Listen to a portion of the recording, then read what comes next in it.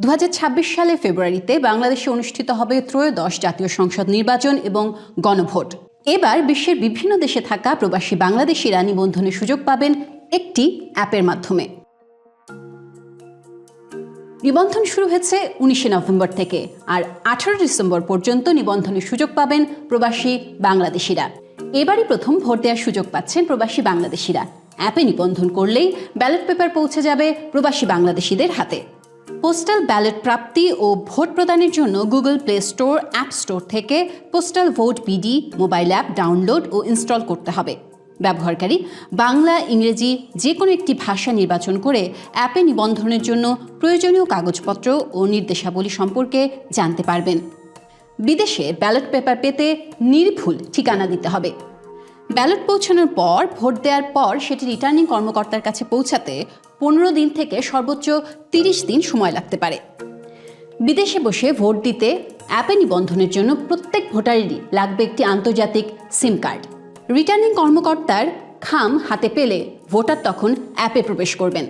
এরপর নির্দেশিকা দেখে মোবাইল নম্বর নিশ্চিত করবেন। পরবর্তীতে খামের ওপর থাকা কিউআর কোড স্ক্যান করলেই ভোটার তার আসনের সব প্রার্থীর নাম দেখতে পাবেন। পছন্দের প্রতীকে ভোট দেওয়ার পর ব্যালট রিটার্ন খামে ভরে তারপর কাছাকাছি পোস্ট অফিসে পাঠাবেন।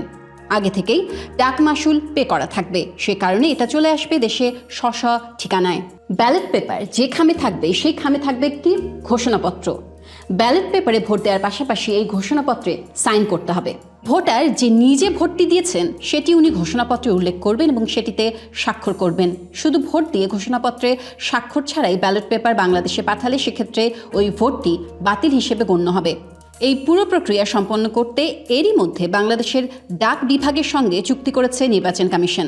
18 November postal vote BD app উদ্বোধন করেন প্রধান নির্বাচন কমিশনার।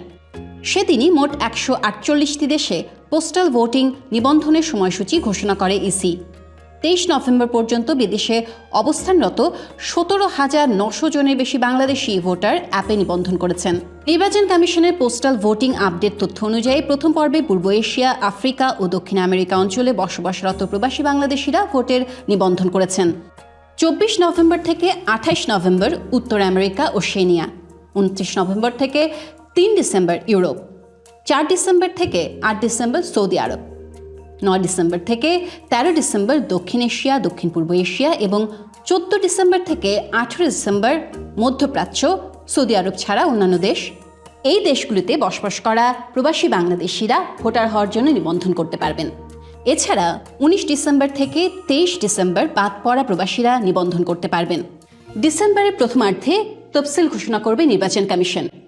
এই পোস্টাল ভোটের ক্ষেত্রে কোন বিষয়গুলিকে আপনি চ্যালেঞ্জ হিসেবে দেখছেন?